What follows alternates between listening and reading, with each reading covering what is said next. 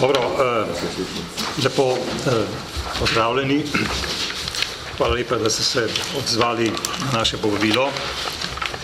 Kot vsi vemo, gre za akcijo, gre za prizadevanje vseh 7 sindikalnih central, ki so članice Ekonomsko-socialnega sveta, da bi prišlo do spremembe zakona o minimalni plači. Gre za, po našem trdem prepričanju, za pomembno dejanje, za katero upamo, da bo se vendarle v Državnem zboru zgodilo. Gre za popravo velike krivice, ki jo čutijo delavke in delavci, ki so na minimalni plači, pa morajo delati tudi v nedeljah, med prazniki in tudi po noči. Vsi delavci in delavke, ki so nad minimalno plačo, imajo pravico do teh dodatkov. Le tisti, ki so na minimalni plači, pa delajo v teh težjih pogojih, te pravice nimajo. Namreč prav zaradi težjih pogojev, če delaš po noči, če delaš v nedeljo med prazniki, trpi zdravje, trpi družina. Zaradi tega nikjer v Evropi, nikjer v Evropski uniji niso dodatki za te pogoje vključeni v minimalno plačo. Mi smo imeli pred kratkim mednarodni posvet na to temo in eksperti, strokovnjaki iz Evropske unije so nas natanko to ponovno podučili, kar smo mi v bistvu že vedeli. Dejstvo je, da že tisti, ki imajo minimalno plačo, žive izjemno težko življenje. Imajo otroke, tukaj je šola. V mnogih primerih v družini sta 2 z minimalno plačo. V mnogih primerih je ena minimalna plača in drug brezposeln. Dejstvo je, da tisti, ki enkrat pade v kremplje minimalne plače, praviloma ostane vse življenje na minimalni plači. Posledice se čutijo tudi pri pokojnini. Le-ta je, ko gredo ti delavci in delavke v pokoj, še zlasti pač mizerna. Vsakmu od teh pomeni vsak evro veliko. In še zlasti danes govorimo o tistih, ki delajo v teh težjih delovnih pogojih. Mi s to akcijo ponavljamo ničkolikokrat in potrebno je še enkrat reči, ne dvigujemo minimalne plače, kar nekateri vztrajno ponavljajo. Mi s svojim predlogom ne posegamo v tisti del zakona, kjer je pravilo, kako ne se minimalna plača vsako leto valorizira. Torej, bojazen nekaterih delodajalcev, da je prišlo do dviga minimalne plače, je totalno, je povsem odveč. Minimalna plača se je letos dvignila za 1,50 €, približno, ne? Torej zaradi 1 evra dviga zaradi 0,2 rasti življenjskih stroškov, delodajalcem res ni potrebe, da bi dvigovali prah. Ampak to ostane pravilo naprej. Ta minimalna plača, neto 603 evre, ostane naprej. Mi v to ne posegamo. Čeprav marsikdo od nas z mano bi želel, da je bila tudi ta številka večja.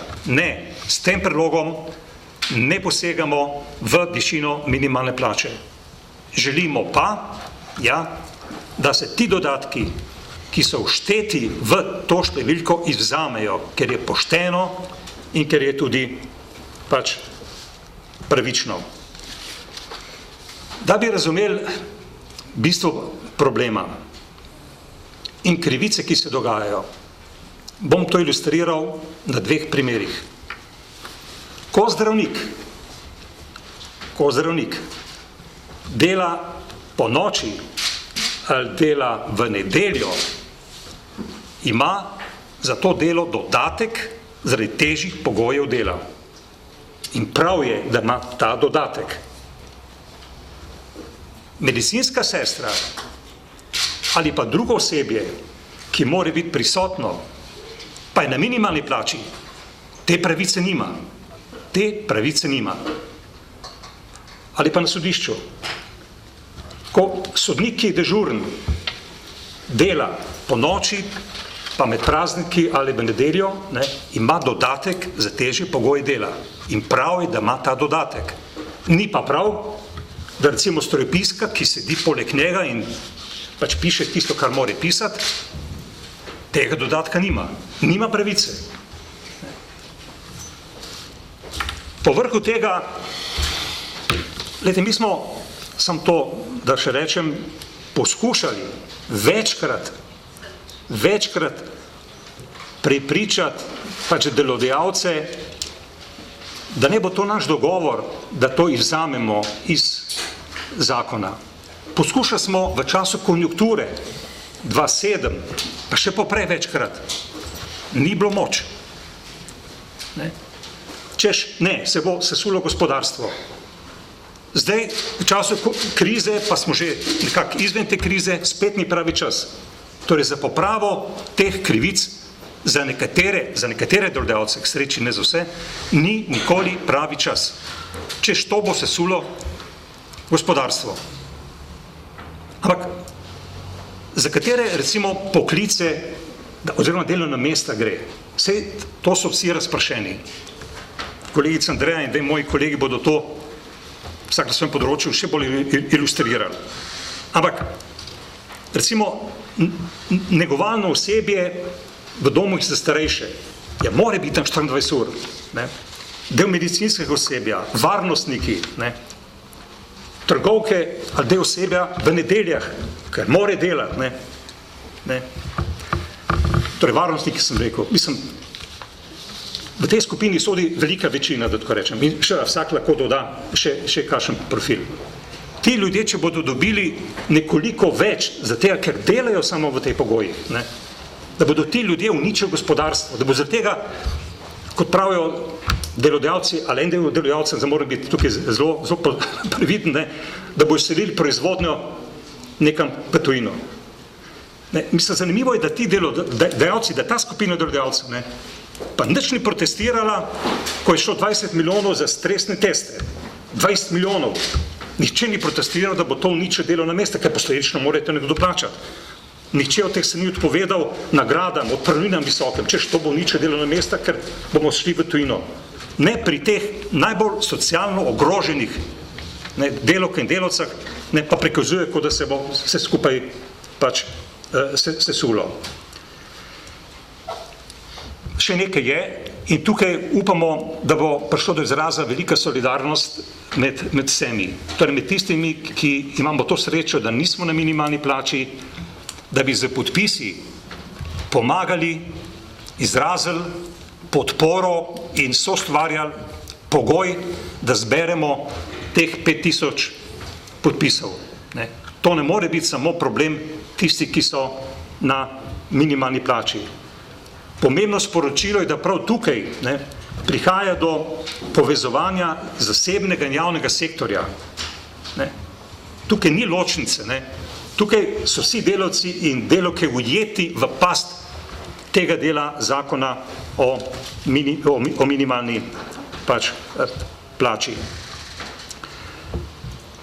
Minimalna plača preprosto ni grožnja gospodarstvu, pač pa zagotovo grožnja maksimalnim dobičkom tistih delodajalcev, ki tako razmišljajo. K sreči imamo primere, in to je spodbudno, da je kar nekaj delodajalcev že upoštevalo zahteve sindikatov in izvzelo iz minimalne plače te dodatke. Sam potreben je zakon, ki bo z močjo pravne norme to tudi uveljavil za vse delodajalce. Torej, z 1. septembrom začnemo zbirati podpise za spremembo definicije minimalne plače. Zbirali bomo podpise, potem ko bodo ti podpisi overovljeni na 58 upravnih enotah, torej 58 upravnih enot je in teh bo v funkciji da prideš kot državljan, podpišeš in seveda potem, ko bomo zbrali sindikati, to je pomembno, ne državni organi, sindikati te podpise, overovljene podpise, ko bomo zbrali najmanj 5000, bomo dosegli svoj cilj. Seveda se bojo podpisi overovljali tudi v 110 krajevnih uradih in vse sindikalne centrale bomo postavili 38 stojnic pred upravnimi enotami, da bi olajšali ljudem, potem ko pridejo iz upravnih enot, da lahko že na teh stojnicah oddajo overovljene te papirje.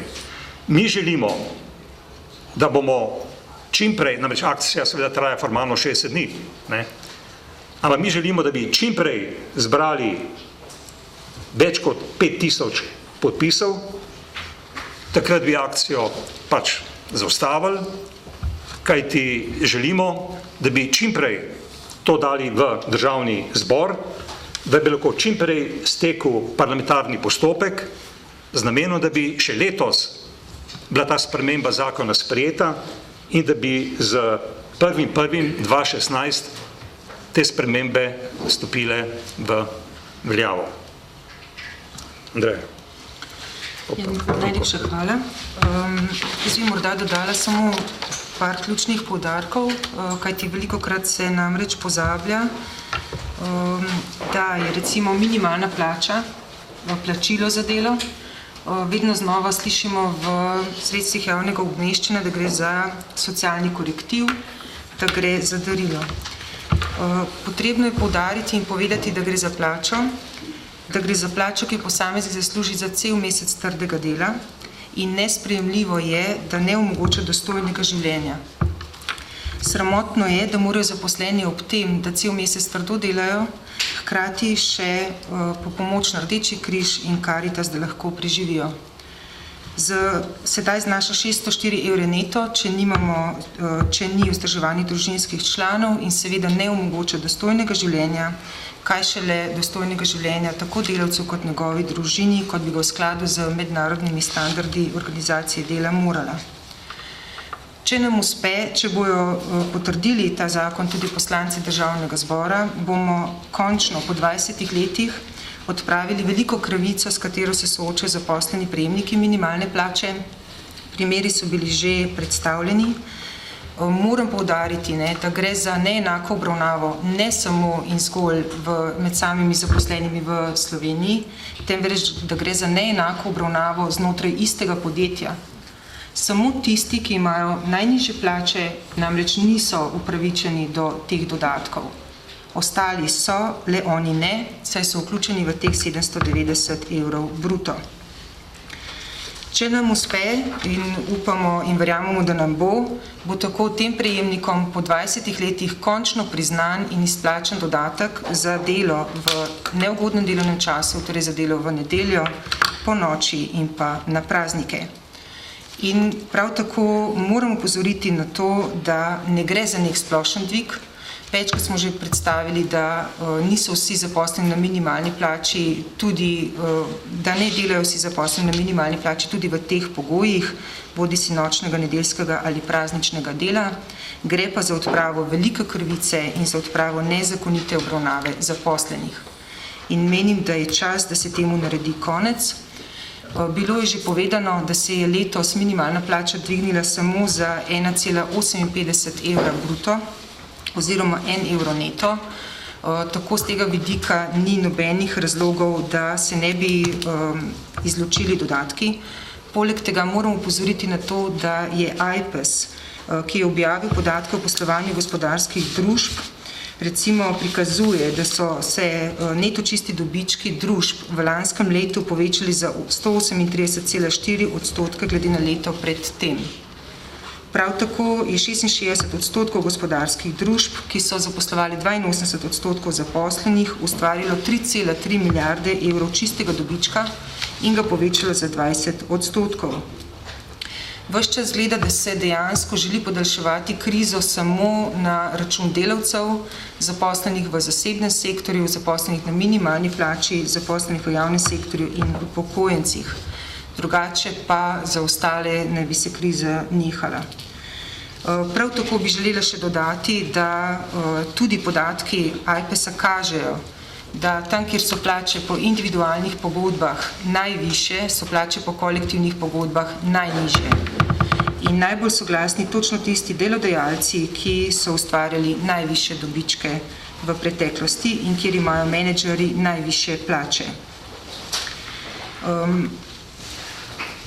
To morda samo še ena stvar glede minimalne plače. Minimalna plača bi morala omogočati dostojno življenje, to sem že povedala.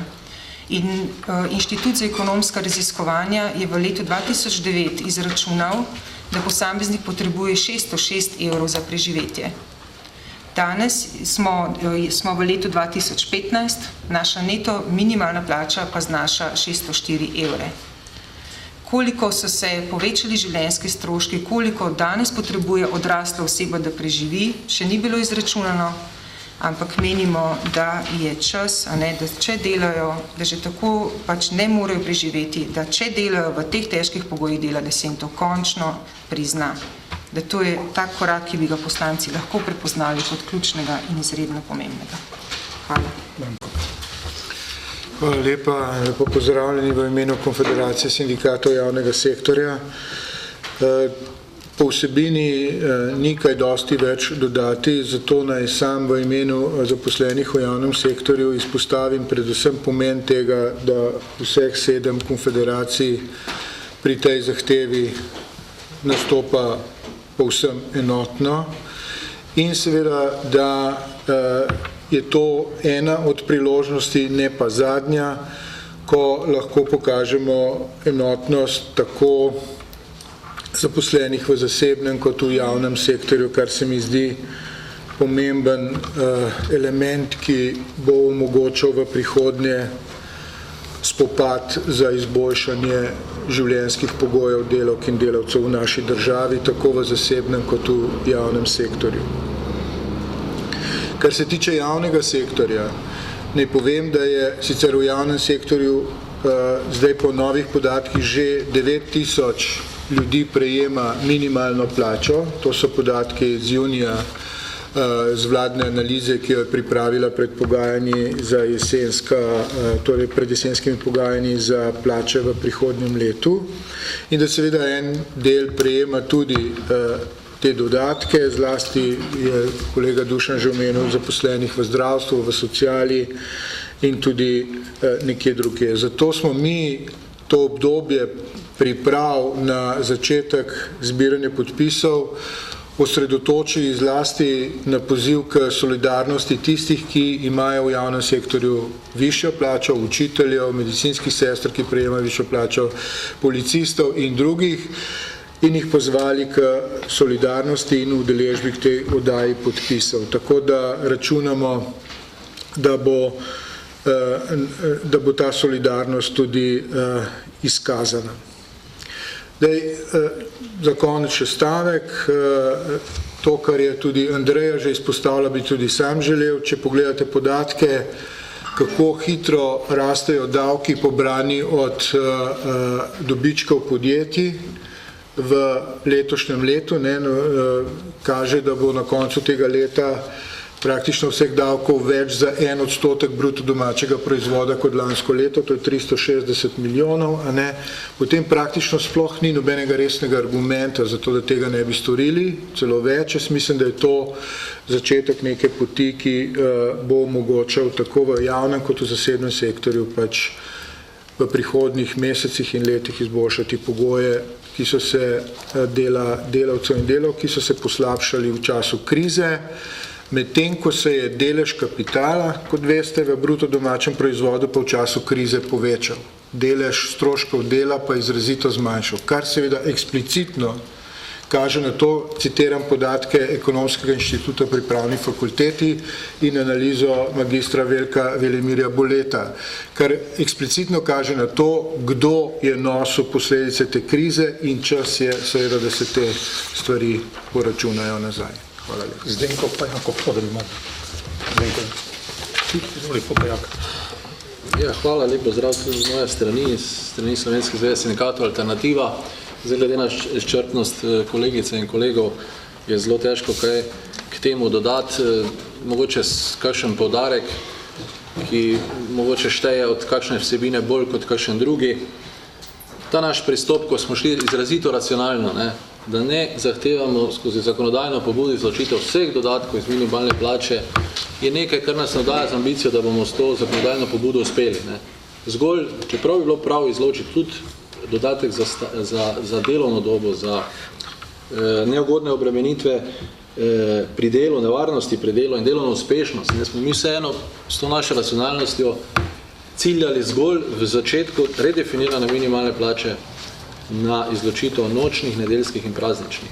Zato je realno upanje že od vsega začetka, da uspemo tako v javnosti z zbiranjem podpisov, to smo dokazali že z zbranimi 30 000 podpisov pod pobudo za spremembo minimalne plače, kot tudi računamo z uspehom seveda za teh 5000 podpisov in pa seveda na koncu tudi to, da nas usliši v zvezi s tem politika.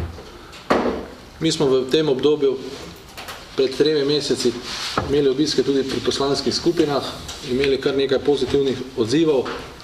Mene sicer preseneča, da od 3 mesecev do danes se največja vladna stranka okoli tega ni znala opredeliti. Pa verjamem, da se bo, jaz upam, da tudi prav.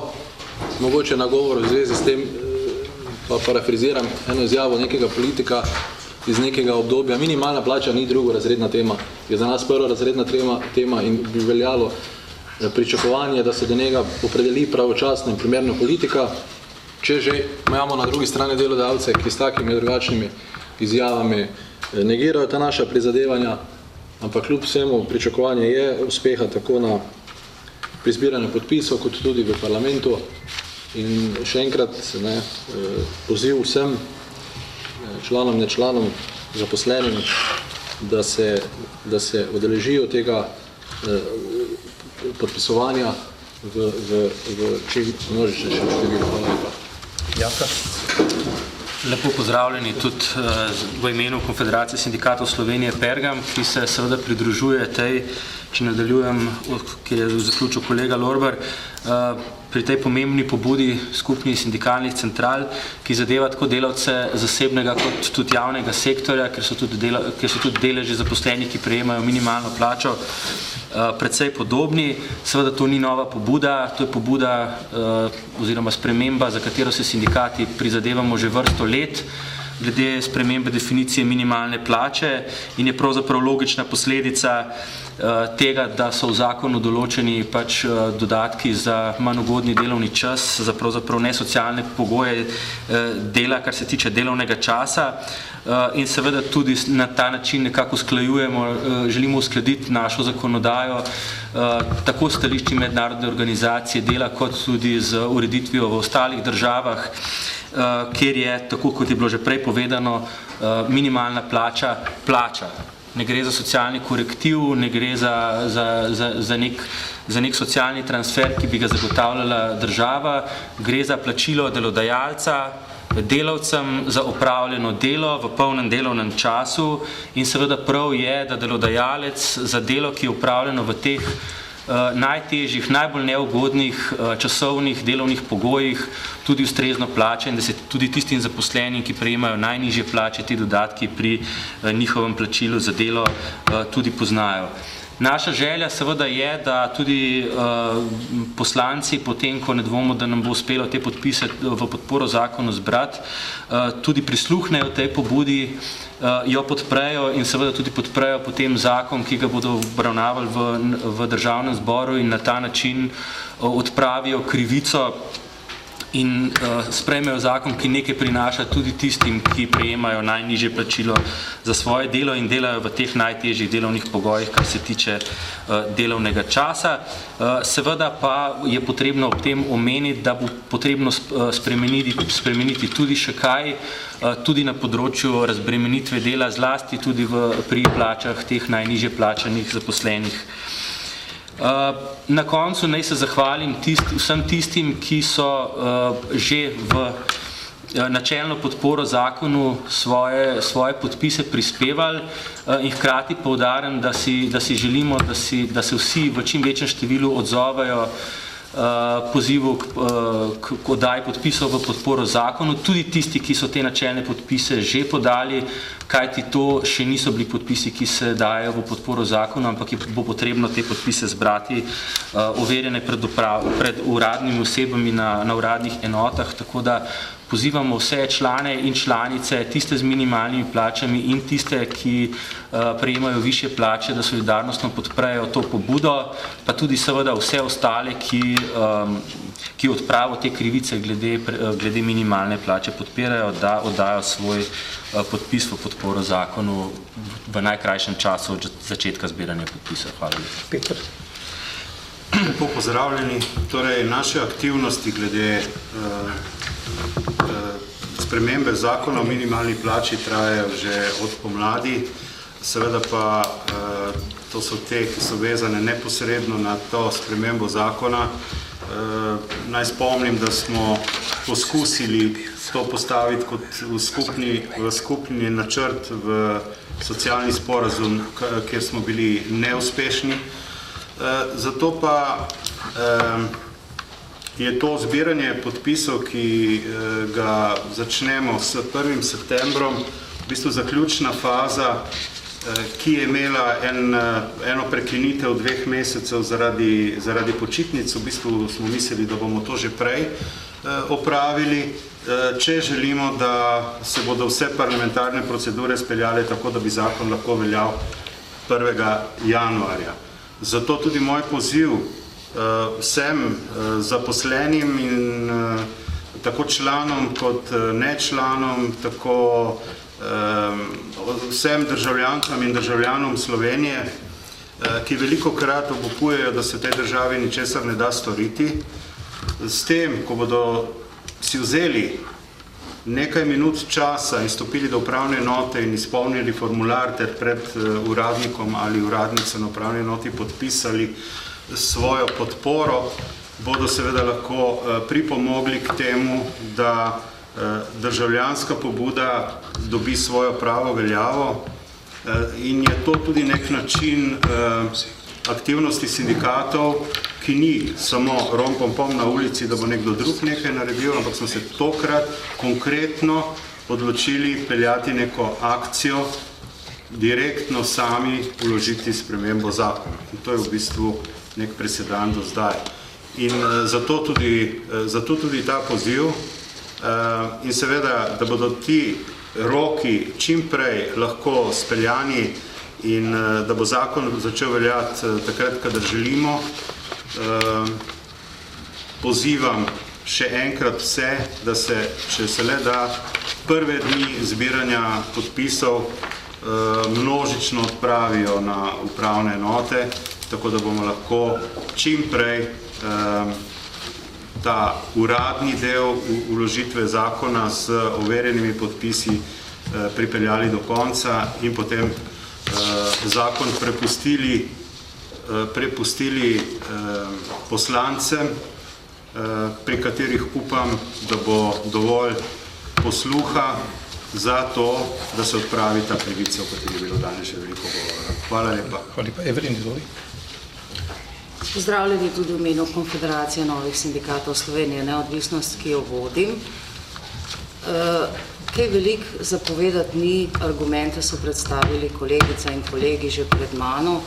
Jaz bi mogoče z tega mesta samo pozvala, še enkrat pozvala, da prihaja datum 1. september, naše državljanke, državljane, in tukaj ne delam nobene razlike, naj so to delavci, delavke, naj so to upokojenci, naj so to študentje, naj so to na minimalni plači, da se odzovejo tej pobudi, v kateri naša konfederacija zelo z velikim ponosom in veseljem sodeluje kot skupni akciji 7 sindikalnih central, da se odzovejo, da to pobudo podprejo, da pomislejo na tisti, ki nimajo minimalne plače, kako težko je tistim, ki z minimalno plačo preživljajo družino, da tudi upokojenci pomislijo ali pa se nekako lahko poistovetijo z svojimi nizkimi pokojninami, s katerimi komaj preživljajo sami sebe v položaj delavca ali delavke, ki preživlja še svojo družino s tem denarjem,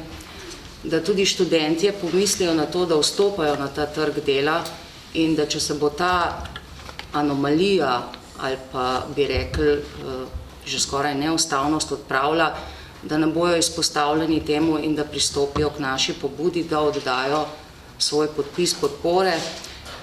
Predvsem bi pa ob tem apelirala tudi na aktivno politiko, da pomisli, ker od njih bo kar precej odvisno, kako se bo zadeva odvijala naprej, da ob tem pomisli na to, da vsi tisti, ki bodo to pobudo podprli, vsi tisti, ki jih naše centrale zastopajo, vsi tisti polnijo državni proračun. In mislim, da na tej točki lahko kar prenehamo z vsemi ostalimi argumenti in rečemo 1. september je prvi dan in začnimo z zbiranjem podpisov in končno odpravimo to anomalijo, ki jo že dolgo časa gledamo in ki uničuje naše delavke in delavce. Hvala. Franci, tvoj. Ja, hvala. Še v imenu Zveze delavskih sindikatov Slovenije Solidarnost, jaz kaj veliko več ne bi dodajal. Mi ravno tako se pridružujemo tej akciji in večino povedanega ali pa skoraj vse je tudi v naših, mislih, tako da bi jaz samo na koncu ravno tako pozval vse državljanke in državljane, da čim večjem številu se udeležimo teh aktivnosti in da na nek način odpravimo to anomalijo, to dvotirnost, to razsvojevanje v tej državi, kjer pač po ustavi ne bi bile zagotovljene vsem državljanom, davkoplačevalcem enake pravice, vendar ugotavljamo, da temu ni tako. Toliko z naše strani. Hvala. No, jaz bi mogoče sem še 3 drobne stvari dodal. Tako da, torej v Sloveniji je, kar se tiče letošnjega leta, prejemnikov, ki prejemajo minimalno plačo, bilo oziroma je 37.701, to je 6% vseh zaposlenih. Zadnja številka za mesec junij je 36.398, kolegica Andreja mi je pomagala pri teh podatkih. Drugo, kar je, mi računamo res zelo iskreno na veliko podporo poslank in poslancev. Spremljali bomo ta dialog, spremljali bomo tudi odločanje in potrudili se bomo, da bomo javno objavili, kako so se posamezni poslanci in poslanke opredeljevali do tega predloga, kako bodo glasovali. To na koncu šteje. In tretje, v bistvu gre za rdečo nit naših kolegov tukaj in obeh kolegic, res iskren poziv vseh nas, da se ljudje v čim večjem številu, res tisti, ki čutijo, da je to problem, in vedo, da lahko pomagajo, dajo svoje podpise, overovijo te podpise. Opozarjamo pa, ja, da je sreda, ta prva sreda, torej drugega, zelo primeren dan za množičen pristop, kajti v sredah upravne enote imajo delovni čas nekoliko daljši, kajti mnogi so dalje v službah in zna biti tudi ta delovni čas za nekoga pač problem. Tako, to smo želeli z naše strani pač sporočiti. Je kakšno vprašanje? Ja, izvoli. Glede na zadnje informacije, skratka, naklonjenost poslanskih skupin je kar precejšnja, je pa ključna podpora SMC, tako da kot je gospod Vedel, 2 meseca že ni stališča uradnega, pa me zanima, imate kakšne neuradne informacije, kako nameravajo ravnati v tej poslanski skupini in pa predvsem to, ko boste sindikati ravnali, če bo zakon zavrnjen skozi parlamentarno postopek. Mi uradnih ali pa neuradnih stališč okoli ravnanja, odločanja, opredeljevanja te parlamentarne skupine nimamo nekaj novih. Mi smo bili pri njih na razgovorih, seznanili smo jih, kot seveda vse ostale parlamentarne stranke in tudi pri obeh poslancih narodnosti, in kot ste bili že obveščeni, niso bili za, niso bili pa tudi proti.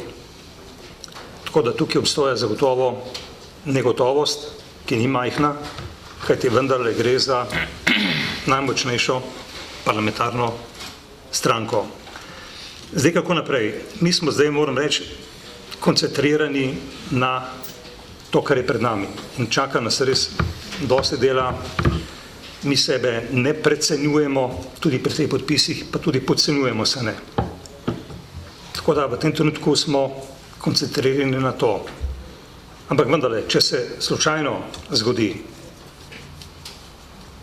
bomo zagotovo izkoristili še marsikaj, kar nam ponuja pravni red v Sloveniji in tudi evropski pravni red. Tako da za iskanje te pravice bomo, če, jaz upam vendarle, da ta če ne bo resničen, če ne bi uspeli, počeli še marsikaj. Zagotovo ne bomo vrgli puško v koruzo. To je za nas izjemno pomembna tema. Mi smo odgovorni do te skupine, kajti večina teh ljudi je v sindikatih. To so ljudje, ki nimajo, razen znotraj sindikatov, žal nekega večjega vpliva na neke druge izjemno močne vplivne skupine v tej državi. Zatega je to za nas ena izmed pomembnih prioritet in to bomo dokazali tudi pri našem delu. Lahko zaključimo? Prav, hvala lepa vam.